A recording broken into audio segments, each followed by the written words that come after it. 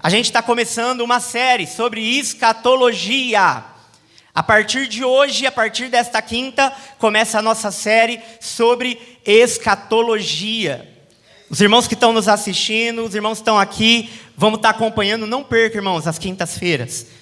Amém? Não perca as quintas-feiras, que a gente vai estar falando sobre escatologia. Aquele que não pode estar aqui, aquele que pode, é preferível que esteja. Amém? Se você pode estar, venha. Mas aqueles que não podem, acompanhem pelo link aí, pelo YouTube. Vamos estar participando e aprendendo mais a palavra do Senhor. Amém? Então feche seus olhos. Coloque de pé só essa vez. Eu prometo que depois você senta. Feche seus olhos. Vamos orar. Senhor, nós te agradecemos por essa noite. Fala conosco através da tua palavra. Falamos com o Senhor, te adoramos, e o Senhor nos ministrou através do louvor. Agora, no momento da palavra, ministre os nossos corações. Espírito Santo, enquanto o teu ensino é liberado, que o Senhor venha trabalhar, o Senhor venha nos curar, o Senhor venha nos renovar, nos restaurar e fazer algo poderoso nas nossas vidas. Em nome de Jesus, amém e amém. Pode se assentar. Amém, queridos? Pode se assentar. Vamos lá, então. Pastor, o que é escatologia? Vamos começar. O que significa a palavra escatologia? Escato, últimas coisas. Logia, estudo. Estudo das últimas coisas. A palavra escatologia significa o estudo das últimas coisas. E é imprescindível, é muito importante que nós falemos sobre isso. O estudo da escatologia é uma coisa que a gente precisa entender. Não fala só sobre a volta de Jesus. Amém? O estudo de escatologia não fala só sobre a volta de Jesus. Mas a volta de Jesus faz parte do estudo de escatologia. Eu vou repetir mais uma vez. O estudo de escatologia, do fim dos tempos, o estudo do final das coisas, não se resume à volta de Jesus. Mas a volta de Jesus faz parte do estudo.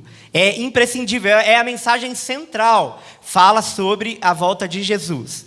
Outra coisa que a gente precisa entender. A gente vai falar às quintas-feiras. E a gente não vai dar ênfase a coisas que não são concretas na palavra. Amém? Como assim, pastor? Tem assunto que a Bíblia ainda não esclarece, então a gente não vai ficar navegando em coisa que não esclarece. Quer ver um exemplo? As duas testemunhas. Pastor, quais são as duas testemunhas do livro de Apocalipse? Lá fala que vai ter as duas testemunhas na grande tribulação, que eles vão profetizar, vão falar, vai sair fogo da boca deles, vai acontecer, eles vão ser mortos, Deus vai ressuscitar. Quem são elas? Eu respondo essa pergunta com duas palavras. Não sei. Eu não sei. A Bíblia não fala. Então a gente não vai trabalhar em coisas que nós não sabemos. Tem gente que fala assim, não, pastor, vai ser Enoque, porque a Bíblia fala que ele foi transladado, então ele precisa morrer, sabe? Ele precisa morrer, então ele tem que voltar para morrer. Irmão, a Bíblia fala que Enoque foi transladado para ele não ver a morte. Por que ele teria voltar para morrer? Outra coisa, aqueles que forem arrebatados, eles vão estar vivos. Amém? Se for na nossa geração, glória a Deus. Nós formos arrebatados, a gente vai estar vivo, a gente não vai voltar para morrer. Amém? Um exemplo, o arrebatamento acontece agora. Fomos arrebatados, nós não morremos. E a gente não vai voltar para morrer. Então essa tese não bate. Certo? A gente não sabe quem é as duas testemunhas. Então não vamos trabalhar em assuntos, em coisas que a gente não tem certeza, não tem convicção. Você quer ver outra coisa? Quem vai ser o anticristo? A gente pode ter algumas noções, que é na grande tribulação que vai ser falado isso. E não é eu que vou falar, é o Anderson. Essa peteca eu vou deixar para o Anderson. Essa é o Anderson que vai falar, não sou eu não. A grande tribulação. É bem a cara dele. Não sei porquê. Não pela grande tribulação, mas por tudo que vai ser falado sobre governo, o anticristo e tudo mais. Mas não dá para saber quem vai ser. Tantas vozes já falaram, vai ser o Papa Francisco, vai ser o Papa fulano de tal, vai ser o Macron, vai ser não sei quem. Irmão, não dá para saber.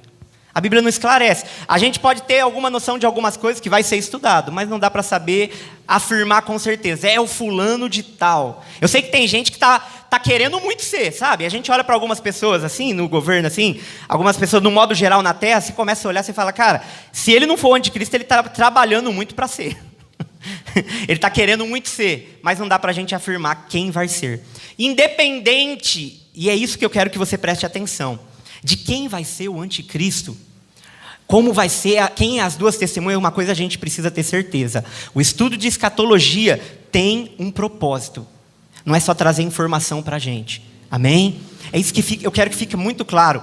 Ai, pastor, eu queria matar minhas curiosidades. Mais do que matar curiosidade, mais do que trazer informação, a nossa oração é que o estudo de escatologia traga a mim e você uma consciência ainda maior da volta de Jesus. Uma consciência ainda maior da nossa missão aqui na Terra.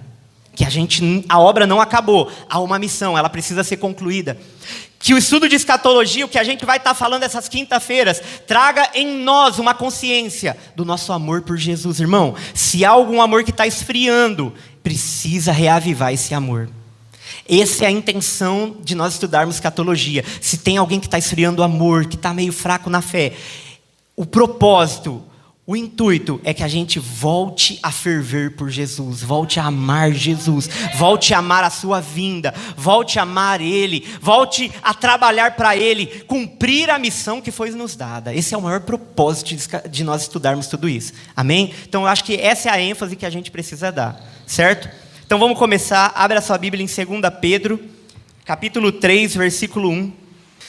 Amados, esta é agora a segunda carta que escrevo a vocês. Presta atenção, Pedro está falando que é a segunda carta. E é a segunda mesmo, 2 Pedro.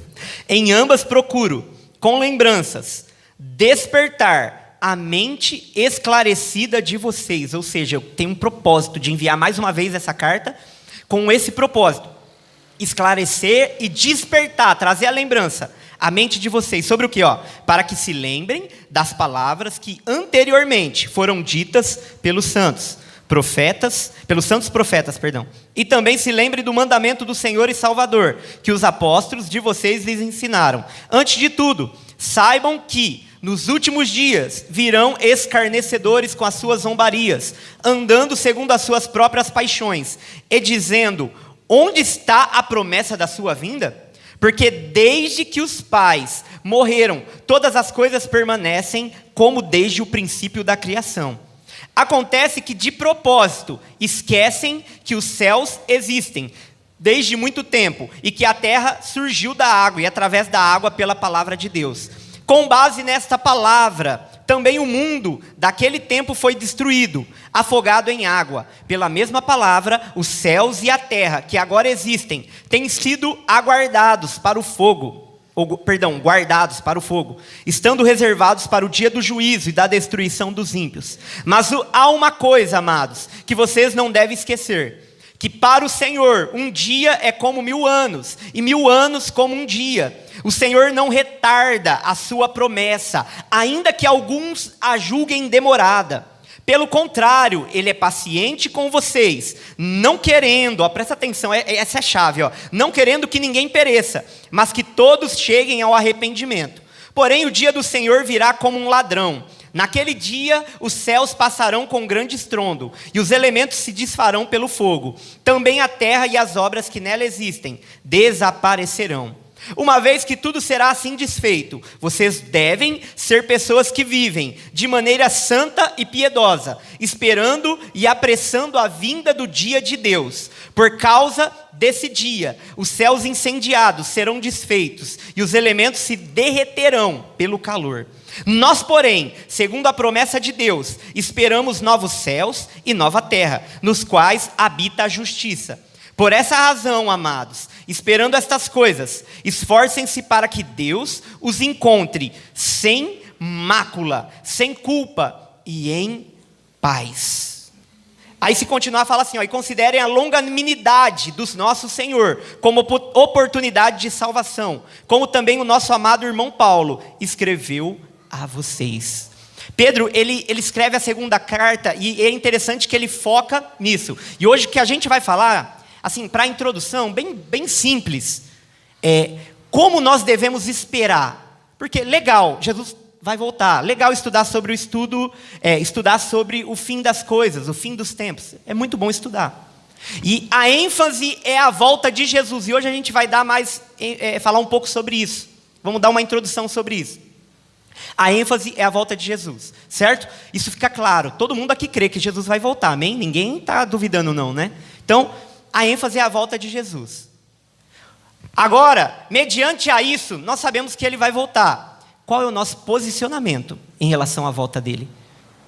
O que Jesus disse? Vai vivendo aí, quando eu voltar foi. Não, tem uma instrução, tem uma maneira de viver. Há uma expectativa de Deus em relação à volta dele e o nosso posicionamento. Como nós devemos nos posicionar mediante a volta de Jesus? Qual que é o nosso posicionamento? O que a gente tem que fazer? E Pedro aqui, ele fala sobre, e é isso que a gente vai falar hoje, sobre o nosso posicionamento em relação à volta dele. Pedro, ele fala assim, escrevi 2 cartas para lembrar vocês, para que vocês voltassem a ficar esclarecidos, mediante ao que os apóstolos e os profetas disseram. O que eles disseram? Aí ele entra dizendo sobre a promessa da volta de Jesus. Ele fala sobre a volta de Jesus. E a pergunta que eu te faço é, como nós devemos esperar essa volta? Qual é o nosso posicionamento diante dessa volta? Porque Pedro escreve 2 cartas para que a mente fosse esclarecida, para que eles pudessem lembrar. E aí Pedro, ele fala assim, sobre isso, sobre o quê? Sobre a volta de Jesus, sobre essa promessa. Há muitos que zombam, pessoas que zombam, que ridicularizam. Pessoas que dizem, cadê? Jesus não vai voltar?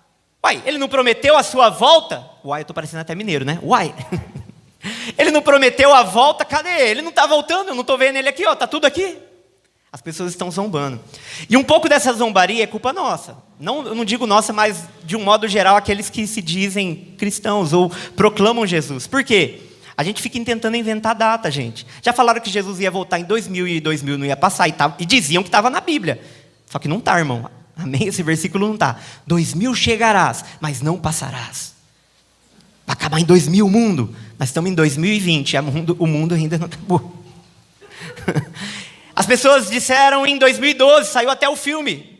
2012, é isso, né? Saiu até o filme, porque não sei o que. Não voltou. Agora com a pandemia, eu vi um camarada dizer, não, o arrebatamento é em abril. Não passa de abril, sabe? Porque está tudo em abril. Nós já estamos em agosto. E não abriu nada, gente. 8 de abril, né? E Jesus não voltou ainda. Um pouco dessa zombaria é culpa nossa, sabe? Porque a gente fica tentando inventar dia. A Bíblia nunca diz para a gente ficar falando, é tal dia, tal dia. Essa não é a parte da igreja. Não é para a gente dizer isso. Na verdade, a nossa mensagem central não é também ficar dizendo que ele vai voltar, sabia disso? Essa não é a nossa mensagem central. Eu não estou falando que a gente não possa dizer, Jesus vai voltar, há uma promessa sobre isso. A mensagem central é, ele morreu por você, você pode ser salvo, há uma salvação. É o que Pedro está dizendo aqui. Ele fala assim, há uma longanimidade. Se ele não voltou ainda, depois você lê com calma esse texto, de 2 Pedro 3, do 1 ao 14. Ele fala assim, é porque Deus é longânimo. Deus, ele é longânimo. O versículo 9, o Senhor não retarda a sua promessa, ainda que alguns julguem demorada. Pelo contrário, ele é paciente com vocês, não querendo que ninguém pereça. Ou seja, a longanimidade de Deus, a paciência de Deus. Ele quer que pessoas se salvem. E aí a gente fica inventando data, sendo que se Deus não voltou ainda, há um propósito nisso. Por que ele não voltou ainda? Eu creio que ele vai voltar. Há um propósito, a longanimidade, salvação. Deus ainda quer salvar pessoas. Sabe qual é o problema nosso? A gente quer ir embora. Gente, deixa eu falar uma coisa. A Bíblia ensina, a gente vai falar sobre isso, sobre ansiar a volta de Jesus. Você teve que clamar, o Espírito e a noiva dizem, vem. Mas enquanto a gente clama, a gente deve cumprir a missão. Cumprir a missão. Se Deus está falando aqui, Pedro escrevendo, ele está falando assim, ele é longânimo, ele é paciente, e ele não quer que ninguém pereça, ele quer que as pessoas se arrependam. Ou seja, há um Deus que não voltou ainda, porque ele espera o arrependimento das pessoas. Então não cabe a nós ficar inventando, é tal dia, outro dia, porque isso leva as pessoas a ridicularizarem. Onde está a promessa? Cadê o dia? Você vai ver em Mateus 24:36, Mateus 24:36, Jesus ele diz assim, que ele não sabia o dia, nem os anjos, ninguém sabia o dia a não ser o Pai. Jesus na sua humanidade, ele não sabia o dia. Hoje eu creio que ele sabe. Você vai ver Paulo dizendo em Colossenses que hoje habita a plenitude de Jesus, a plenitude de Deus em Cristo. A plenitude divina hoje habita em Cristo, certo? Jesus como Deus abriu mão, ele abriu mão da sua glória, abriu mão dos seus atributos, mas em essência ele era Deus ainda, mas os seus atributos ele abriu mão. Você vai ver Jesus fazendo perguntas, você vai ver Jesus perguntando na sua humanidade, porque se ele tivesse não aberto mão da sua divindade, ele saberia tudo. Você vai ver Jesus perguntando. Tudo que Jesus agiu, toda a cura, foi na unção do Espírito Santo. Atos capítulo 10, a Bíblia diz, como Deus ungiu a Jesus de Nazaré, com o Espírito Santo e com poder. E assim ele fez sinais, maravilhas, curas. Como que Jesus curou? Na unção de Deus, capacitado pelo Espírito Santo, agia assim. Mas hoje há plenitude sobre ele, amém? Hoje eu creio que Jesus sabe o dia da volta.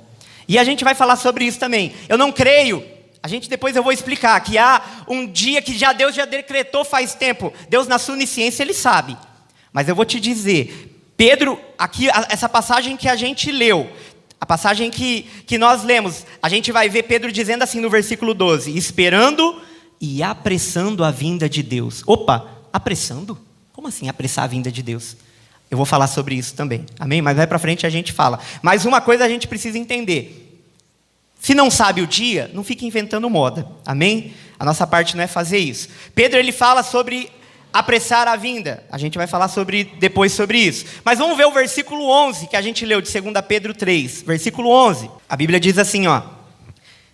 Uma vez que tudo será assim desfeito, vocês devem ser pessoas que vivem. Aqui está falando como a gente deve esperar. É o que a gente vai falar hoje. A vinda de Jesus. Pessoas que vivem de maneira santa e piedosa, esperando e apressando a vinda de Deus. A Bíblia nos ensina que eu e você devemos viver de uma maneira santa e piedosa, esperando e apressando. E aí você vai ver no versículo 14. Por essa razão, amados, esperando essas coisas, esforcem-se para que Deus os encontre sem mácula, sem culpa e em paz. O que a Bíblia está dizendo? A gente tem que esperar com uma vida santa, uma vida piedosa. Quando a Bíblia fala de piedade, a prática de piedade, fala de obras.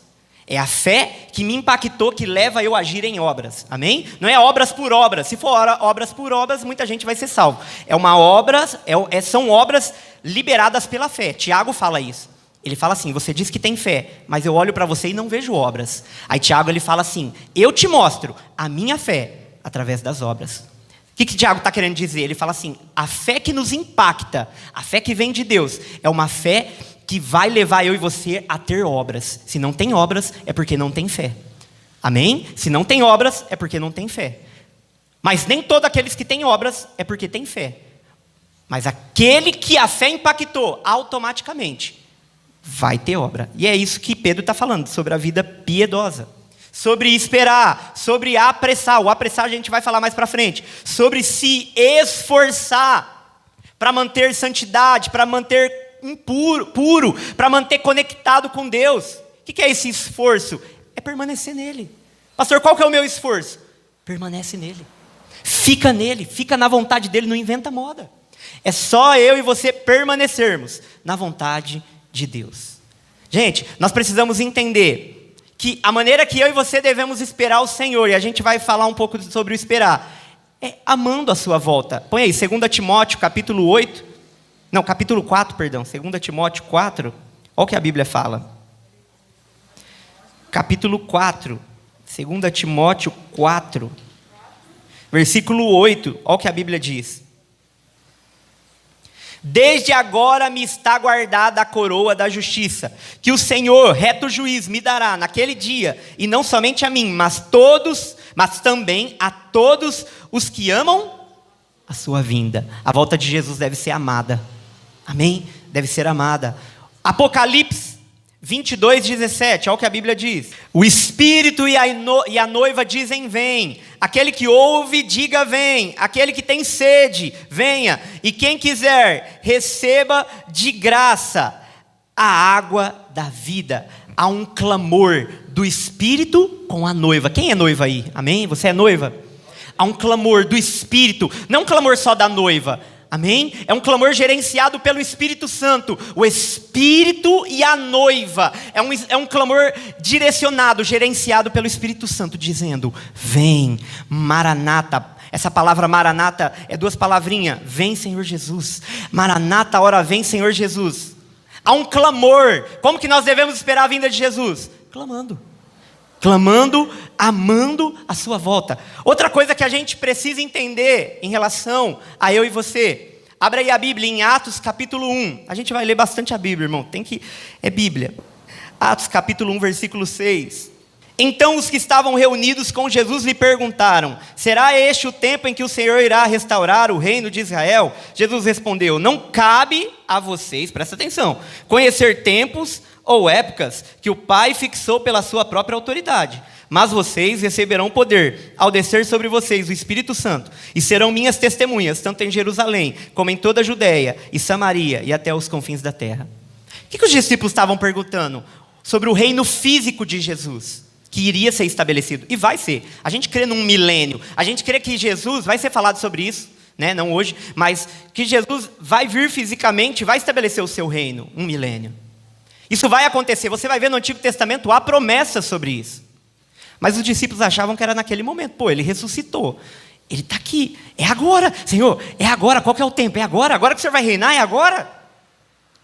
Eles estavam preocupados com esse reinado. E aí Jesus olha e fala, gente, não foca, não compete a você saber os tempos e as épocas. Não fica preocupado só com isso. Não que isso não seja importante. Meu irmão, a igreja discerne estações, discerne tempo. A igreja que está conectada com ele, claro que ela discerne os tempos, as estações. Mas não fica tentando chutar, como eu disse, o dia, a hora. É o que Jesus está dizendo. A nossa maior ênfase. O que ele fala?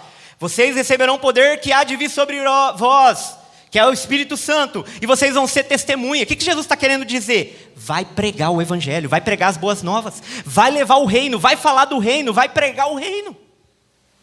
É o que Jesus está dando a ênfase. Eles querem saber, Senhor, é agora, o Senhor vai restaurar o reino físico, é agora. Porque, gente, se tem uma coisa que eles esperavam, principalmente o povo de Israel, é esse reinado. Haviam profecias sobre isso, mas ali não era o momento. Jesus ele veio primeiro para ganhar o coração do homem. Ele veio para entrar com o reino dentro de nós, para depois estabelecer o reino físico. Uma vez ganho aqui dentro, fica fácil reinar o exterior. Então ele veio entrar para ganhar o coração dos homens primeiro. O reino de Deus está dentro de nós, foi isso que ele diz em Lucas. Mas os discípulos, e aí Jesus ele começa a alinhar. Peraí, não, deixa eu alinhar o que vocês estão.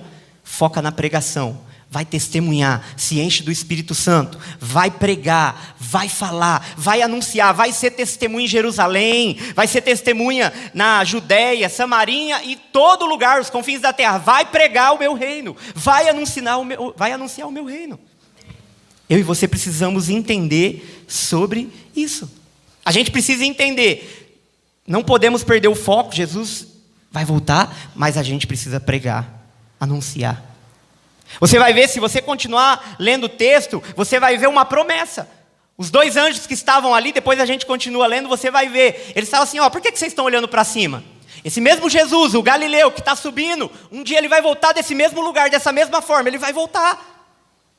Ou seja, a promessa da volta dele, a expectativa não é para morrer, mas assim, não fica parado, vai anunciar o meu reino, vai testemunhar sobre o meu reino, não compete saber o tempo, o dia, ficar chutando o dia, vai falar do meu reino, é isso que ele está falando. Então assim, o nosso foco é nele e na pregação, nele e na pregação, amém? Foco em Jesus e na pregação. Olha para o teu irmão, eu sei que você está de máscara, mas fala para ele, irmão, foco nele e na pregação. Nele e na pregação. É isso. Você vai ver que o Pedro que ansiava a volta de Jesus, põe aí em Atos capítulo 3, ele fala sobre a volta dele, mas ele está pregando. Atos capítulo 3, versículo 19. Olha o que Pedro fala. Portanto, arrependam-se e se convertam para que sejam cancelados os seus pecados, a fim de que, da presença do Senhor, venham tempos de refrigério, e que Ele envie o Cristo. O que é Ele envie o Cristo? Jesus já tinha vindo, já tinha subido aos céus. Ele envie é a volta de Jesus que Pedro está falando, sobre a vinda de Jesus. Ele fala que envie Ele o Cristo, que já foi designado para vocês, a saber, Jesus, ao qual é necessário que o céu receba até os tempos da restauração de todas as coisas, de que Deus falou por boca dos seus santos profetas, desde a antiguidade. Algumas traduções dizem que os céus o contenham, que os céus o segurem. É necessário que o céu contenha Jesus. Por quê? Para que a restauração venha primeiro, antes da sua volta. Irmão, no final dos tempos, vai ter apostasia. A Bíblia fala sobre apostasia. Amém? Eu creio nisso e a Bíblia fala. Mas também vai ter restauração. A Bíblia fala sobre ventos de restauração. A Bíblia fala sobre enchimentos do Espírito Santo. A Bíblia fala que aquele que é santo vai se santificar mais. Se vai se santificar mais, é porque vai ter restauração, vai ter enchimento do Espírito Santo, vai ter poder, vai ter unção. Ao mesmo tempo que vai ter apostasia, e isso a Bíblia fala, mas não vai ser só apostasia, é o que a Bíblia está falando. Os céus estão contendo Jesus pela sua vinda. Por quê? Antes que as coisas sejam restauradas. Existem restaurações que Deus quer fazer antes dele voltar. E a igreja é a ferramenta que vai levar essa restauração. Irmão, nós temos uma missão. É a igreja que espera, a igreja que clama, a igreja que ama a sua volta, é a igreja que está pregando o reino, está anunciando este reino, o reino que Jesus anunciou. É este reino, é a igreja que está pregando, anunciando. Você vai ver Pedro fala da volta de Jesus, Pedro esperava a sua volta. Mas você vai ver um Pedro pregando, anunciando. Outra coisa que a gente precisa entender é que a volta de Jesus é uma volta literal. Acho que nem precisava falar isso, mas é bom falar. A volta de Jesus é uma volta literal. No mesmo capítulo 1 de Atos, que eu citei, mas vamos ler para você ver. Atos capítulo 1, versículo 9. Depois de ter dito isso, Jesus foi elevado às alturas, à vista deles. Uma nuvem o cobriu dos seus olhos, estando eles com os olhos fixos no céu. Enquanto Jesus subia, eis que 2 homens, vestidos de branco, se puseram ao lado deles, e lhes disseram: homens da Galileia, por que vocês estão olhando para as alturas? Esse Jesus, que foi levado do meio de vocês para o céu, virá do modo como vocês o viram subir. O que a Bíblia está querendo dizer? A subida de Jesus para o céu foi literal ou foi espiritual? Foi literal. Ele subiu no corpo glorificado. A subida dele foi literal. A Bíblia fala que todos eles viram. Então, dessa mesma forma, os anjos estão falando, que ele subiu. Desse mesmo modo ele vai descer. Ou seja, a vinda de Jesus vai ser literal. É literal. Zacarias 14, depois você lê em casa, Zacarias 14, o 4 e o 5, fala sobre isso. Ele já profetizava que ele vai pisar no Monte das Oliveiras, ele vai pôr os seus pés no Monte das Oliveiras. E é aqui que ele subiu, amém? Aqui quando Jesus estava subindo, irmão, ele estava no Monte das Oliveiras. Ele estava nesse lugar. E é desse lugar que ele vai voltar, pisar. Outra coisa que a gente precisa entender, eu já falei, não procure saber o dia. Amém? Ficar chutando, eu digo, o dia tal, o dia tal. A instrução é, fique pronto, se prepare, pregue, anuncie o reino, fale dele. Outra coisa que a gente precisa entender, a gente começou a falar, mas vamos dar um pouco mais ênfase, sobre o nosso estímulo espiritual em relação à volta dele. 1 João capítulo 3, versículo 2, olha o que a Bíblia diz, 1 João 3, 2. Amados, agora somos filhos de Deus, mas ainda não se manifestou o que haveremos de ser. Sabemos que quando Ele se manifestar, seremos semelhantes a Ele, porque haveremos de vê-lo como Ele é. E todo que tem essa esperança, nele purifica a si mesmo, assim como Ele é puro. Ou seja, João está falando, Ele vai voltar. Quando Ele voltar como Ele é, a gente vai ser. Vai ter um upgrade. Amém? Há uma santidade que a gente está experimentando aqui, mas vai ter um upgrade, vai ter algo maior. Não sei como que vai ser. Né? Teve um irmão que falou para um pastor, falou assim: pastor, a gente vai ser o quarto homem, a quarta pessoa da Trindade. Ele falou: não, menos, não é tudo isso também não. Mas vai ter um upgrade. Não sei como que vai ser. Nós temos uma noção por Jesus, com o corpo glorificado, mas vai ter um upgrade. Amém? É o que João está falando. Mas ele continua. Todo aquele que pratica o pecado também transgride a lei, porque o pecado é a transgressão da lei. E vocês sabem que ele se manifestou para tirar os pecados, e nele não existe pecado. Todo aquele que permanece nele não vive pecando. Todo aquele que vive pecando não o viu, nem o conheceu. Ou seja, ele precisa nos encontrar colados nele, permanecer nele, não numa vida de pecado, de brincadeira. O pecado na vida do crente, a gente falou muito sobre o livro Kryptonita, tem que ser um acidente, amém? Não é que a gente não peca não, mas deveria ser um acidente o pecado na nossa vida. Agora, uma vida que vive pecando é resposta, ou significa que não permanece nele, é o que João está dizendo. Aquele que permanece nele não vive pecando. Outra coisa que a gente precisa entender, 1 Tessalonicenses, capítulo 5. 1 Tessalonicenses, capítulo 5. Pastor, tem que ler bastante, irmão. É Bíblia. Na verdade, não precisava nem ficar falando, era só ler a Bíblia que a gente já entendia. 23. 1 Tessalonicenses 5, 23. A Bíblia diz assim: o mesmo Deus da paz os santifique em tudo, e que o espírito, a alma e o corpo de vocês sejam conservados íntegros e irrepreensíveis na vinda de nosso Senhor Jesus Cristo. Ou seja, como Ele precisa nos encontrar íntegros e irrepreensíveis, a alma, o corpo e o nosso espírito precisa ser conservado. Aqui está falando de santidade, gente. Como uma noiva. Aqui está falando de santidade. Vamos continuar. Nesse mesmo capítulo, põe no versículo 2 aí, desse mesmo capítulo. Ele precisa nos encontrar sóbrio. Como que nós devemos esperar Jesus, pastor? Com sobriedade.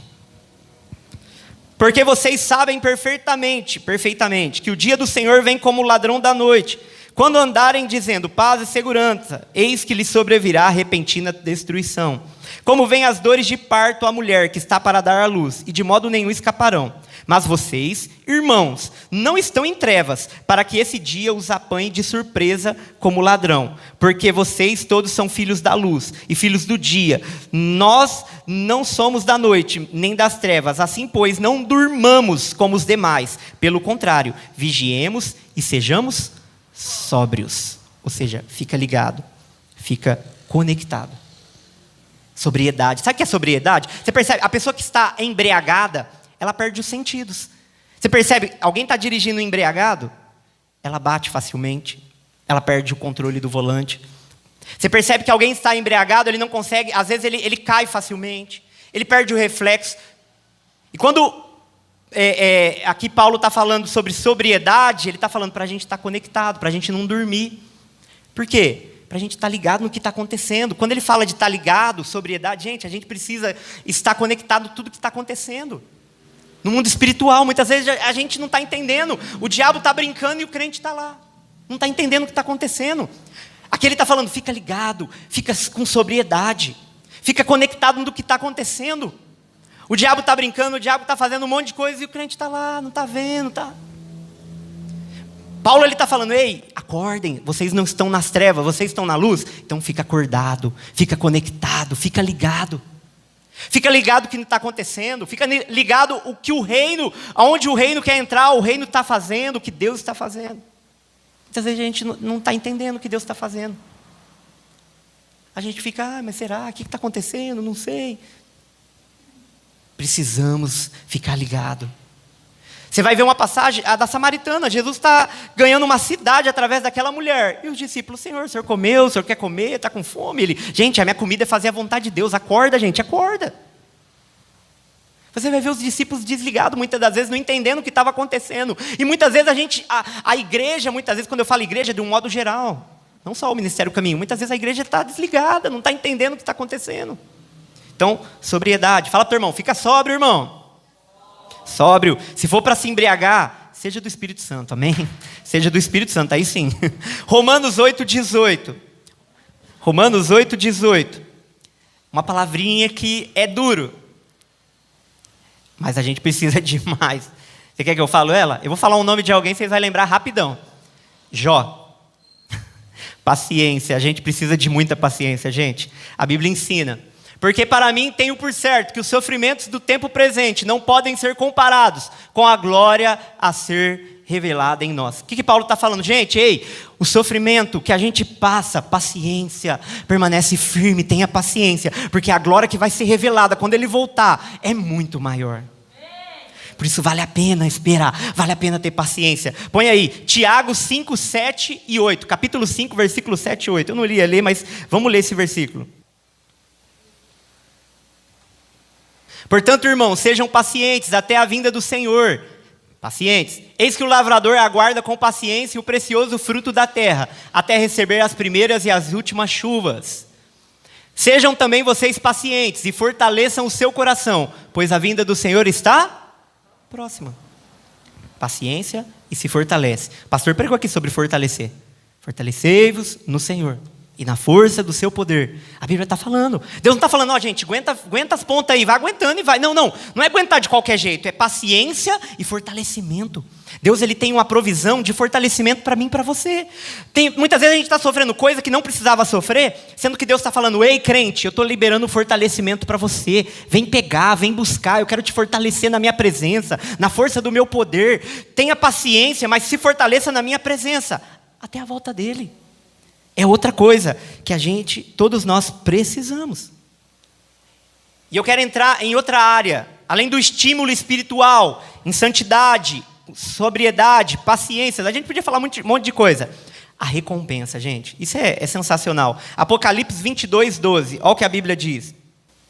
A Bíblia diz assim: eis que venho sem demora, e comigo está a recompensa que tenho para dar a cada um, segundo as suas obras. Se eu e você amamos a sua vinda, a gente não vai ficar parado, gente. Se há uma recompensa, é aí que eu quero cumprir a missão, aí que eu vou pregar o reino, aí que eu vou levar o reino, porque há uma recompensa, além dele, há uma recompensa, há um galardão. A Bíblia está falando que há um galardão. Põe aí, Lucas capítulo 12, versículo 35, olha o que a Bíblia fala sobre o galardão, sobre recompensa. Jesus, ele conta essa parábola. Lucas 12, versículo 35. Estejam preparados com o corpo cingido e as lamparinas acesas. Vamos lá. Façam como os homens que esperam pelo seu Senhor, ao voltar ele das festas de casamento, para que ele logo abra a porta quando vier e bater. Vamos lá. Está falando de esperar aqui. Como que a gente deve esperar? Vamos prestar atenção. Bem-aventurados aqueles servos a quem o Senhor, quando vier, aqui falando da volta de Jesus, encontrar vigilantes. Em verdade lhes digo que ele há de cingir-se, dar-lhes lugar à mesa. Aqui está falando de honra. Honra. Ele vai nos dar um lugar de honra. E aproximando-se o servirá. Você consegue imaginar Jesus servindo eu e você? Vamos continuar. Quer ele venha à meia-noite ou de madrugada. Aqui não está falando o dia, está vendo? Quer venha à meia-noite, quer venha à madrugada. Bem-aventurados são aqueles, se os encontrar vigilantes. Vamos continuar. Encontrar vigilantes. Porém, considere isto: se o pai de família soubesse a que hora viria o ladrão, não deixaria que a sua casa fosse arrombada? Estejam também vocês preparados, porque o Filho do Homem virá a hora em que vocês menos esperam. Vamos lá. Ele está falando da hora. A gente pode discernir, às vezes, ter uma noção, mas o dia ninguém sabe, a gente tem que estar vigilante. Então Pedro perguntou: Senhor, essa parábola é só para nós ou também para todos? Aí ele continua. O Senhor respondeu: quem é, pois, o mordomo fiel e prudente, a quem o Senhor deixará encarregado dos demais servos da casa, para lhes dar o sustento no tempo devido, ou no devido tempo? Aqui Jesus está falando de serviço, de obra, de trabalho.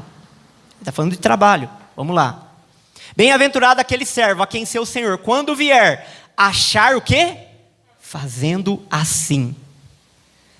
Duas coisas que a gente precisa entender aqui. Aqui fala de propósito e trabalho.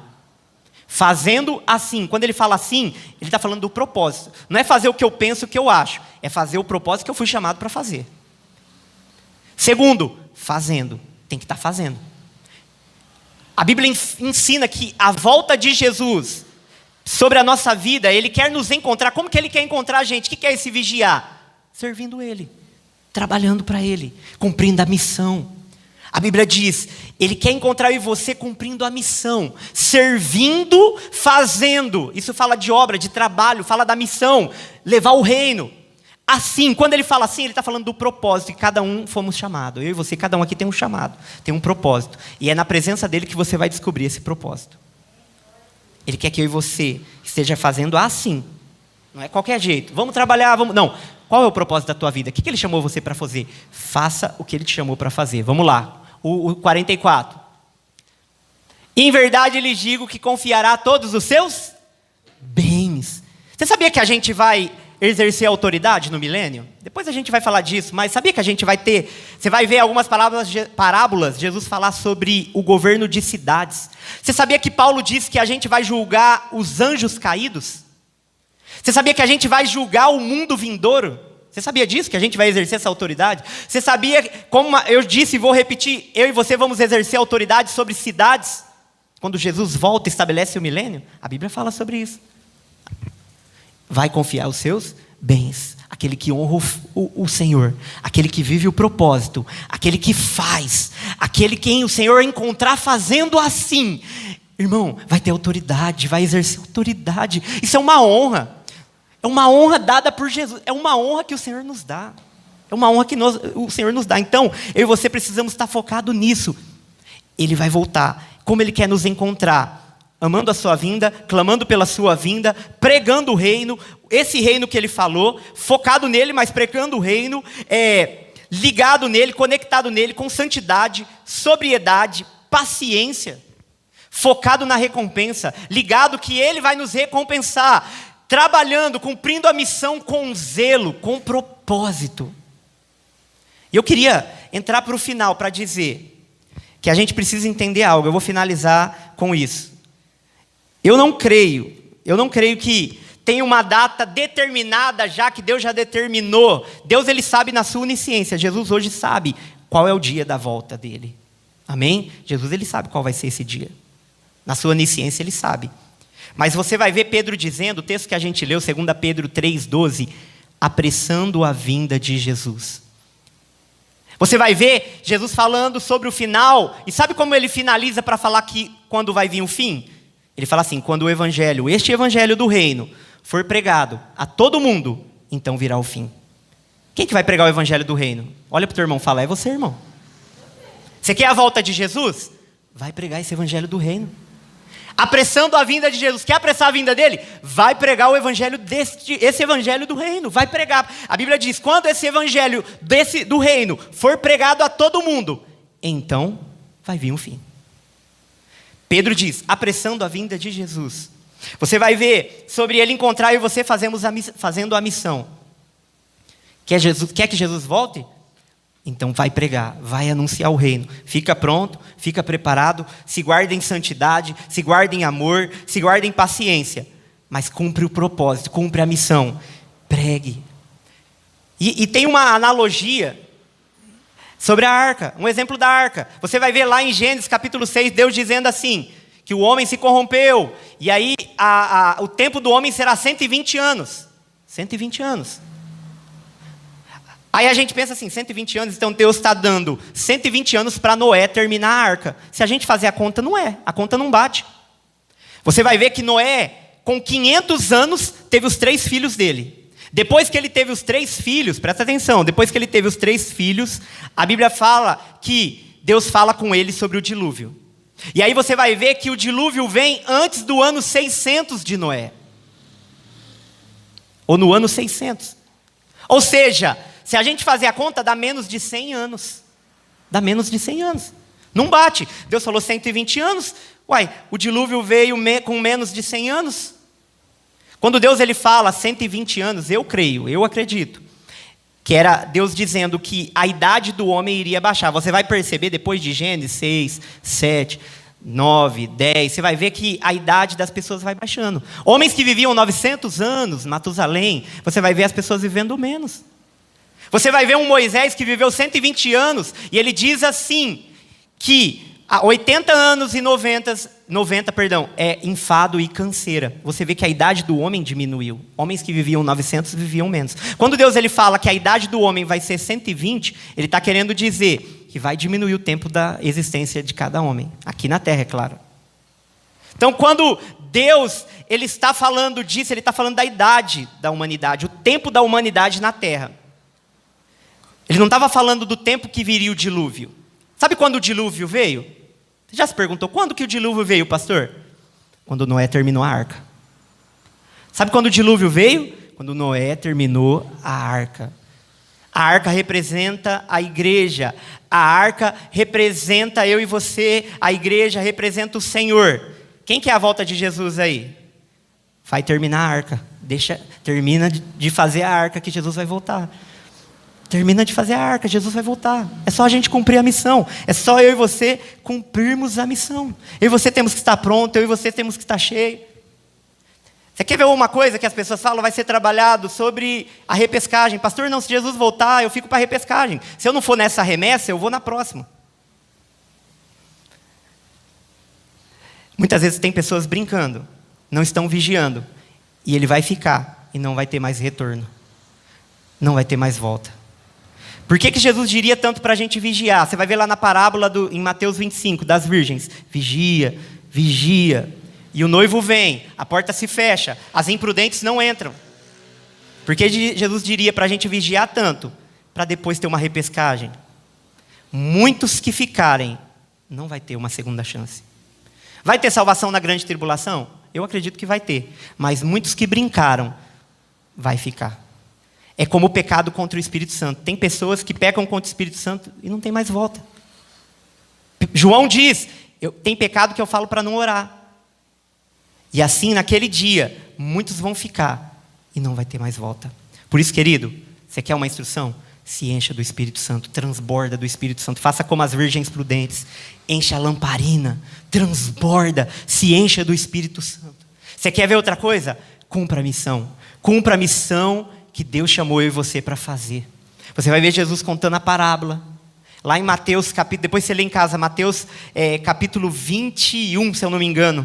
Mateus capítulo 21, Jesus ele conta a parábola, 21, versículo 33. Ele fala dos trabalhadores que não entregaram os frutos. Eles erraram, foram rejeitados. Ele está falando de Israel. Está falando dos líderes, dos fariseus, do povo de Israel.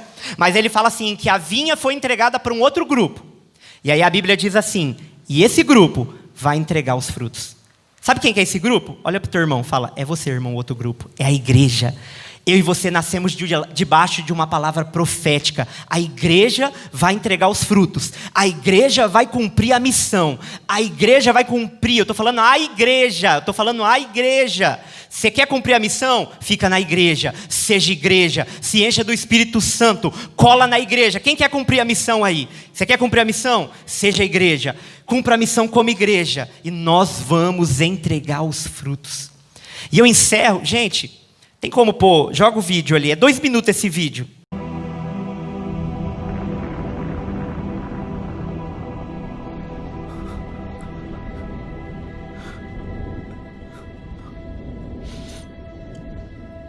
O que você quer de mim?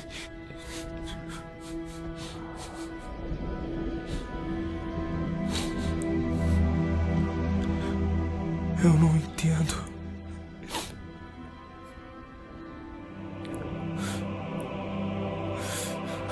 Eu não consigo ouvir.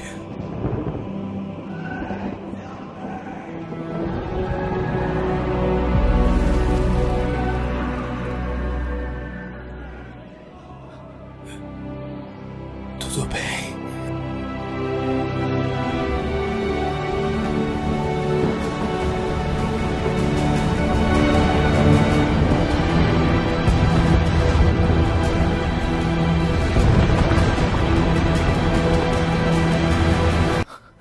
Me ajuda a salvar mais um. Me ajuda a salvar mais um.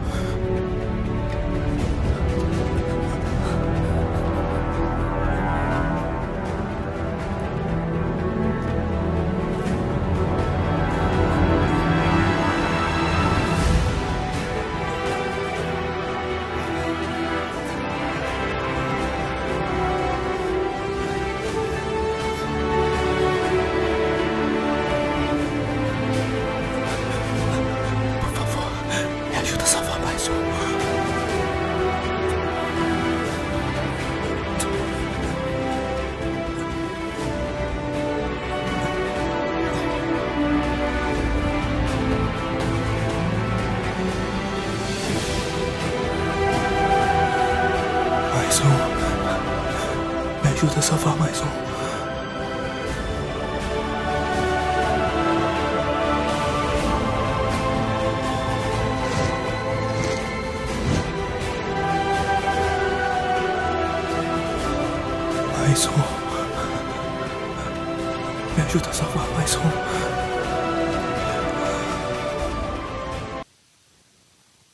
deve ser a nossa oração, querido. É que ele está numa guerra e ele não tinha arma. E ele fala: o que o Senhor quer de mim?